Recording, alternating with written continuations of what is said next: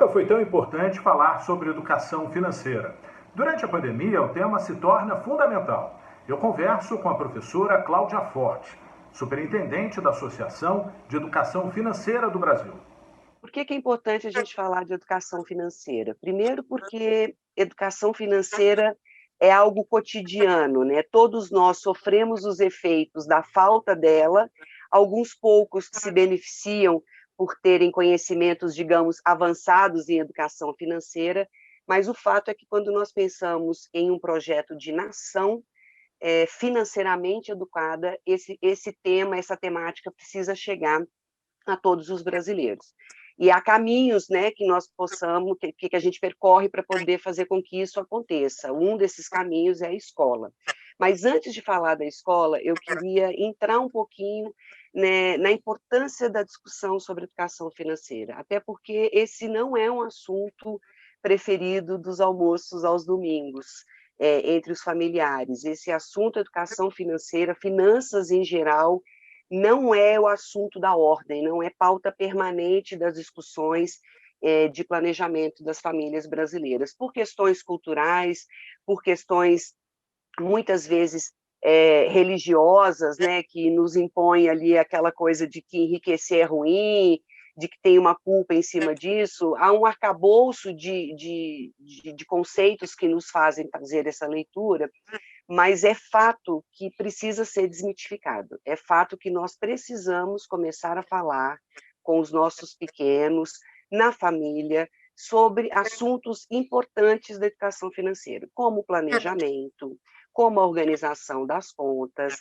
desde a mesada e o famoso cofrinho, até a preparação dos adolescentes para a entrada no mercado de trabalho, até os aposentados que estão aí em posição de superendividamento, e muitos deles estão no núcleo familiar, e muitos deles continuam sendo arrimo em boa parte das famílias. Então, esse tema precisa deixar de ser um problema, precisa deixar de ser vergonha, ele precisa ser parte do modus organizandi daquele núcleo familiar.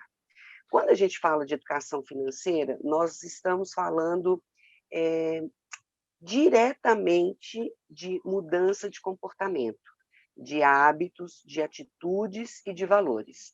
Nós não estamos falando de fazer contas, claro que usar o instrumento, né, os instrumentos da matemática e conceitos matemáticos faz parte do conjunto do saber educação financeira, mas não é o conceito, talvez, o mais importante. O conceito mais importante é quando você consegue impregnar no seu modo de vida hábitos que te conduzam a uma autonomia com relação à sua lide com o dinheiro e com as finanças. Então, tudo que a educação financeira preconiza nas suas diversas maneiras, projetos e ações, é que seja procurada e seja alcançada pelo indivíduo a autonomia.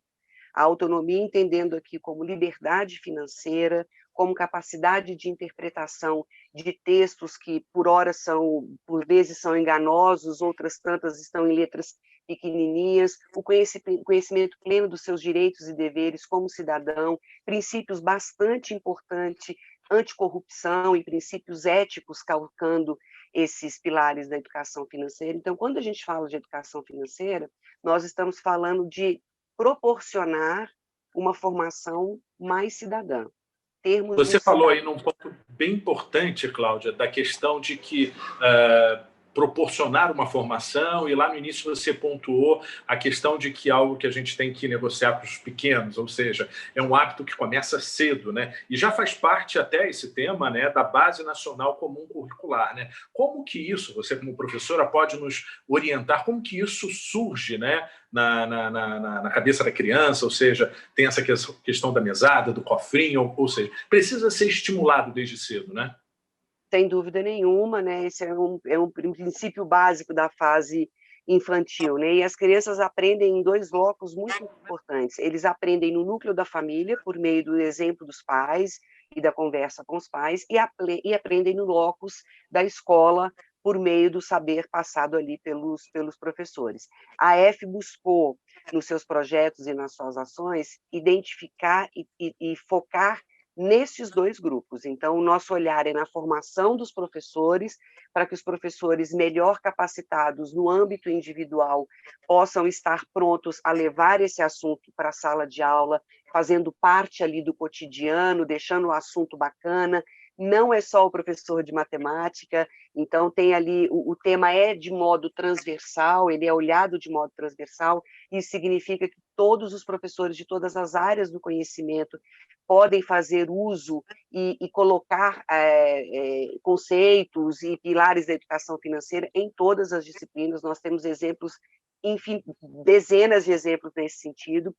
Então, olhando os professores, nós também nos preocupamos em colocá-los no centro dessa discussão, mas não no centro da discussão da maneira culposa, né? Colocando mais uma coisa no colo dos professores, sem que eles tivessem a devida formação, conhecessem o tema e sabendo a realidade do professor brasileiro, que infelizmente não é reconhecido muitas vezes por sua comunidade, nem mesmo por meio do salário, né? Então, muitas vezes ele também está com questões financeiras importantes. Então, o primeiro movimento é torná-lo um indivíduo mais autônomo e consciente, e ele leva isso para a sala de aula.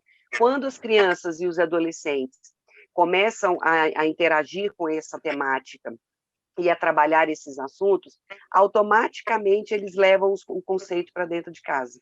E aí a gente tem o atingimento do programa no entorno de toda a comunidade. Então, os professores são capacitados, os alunos são impactados e os pais são impactados pelo que os alunos aprendem.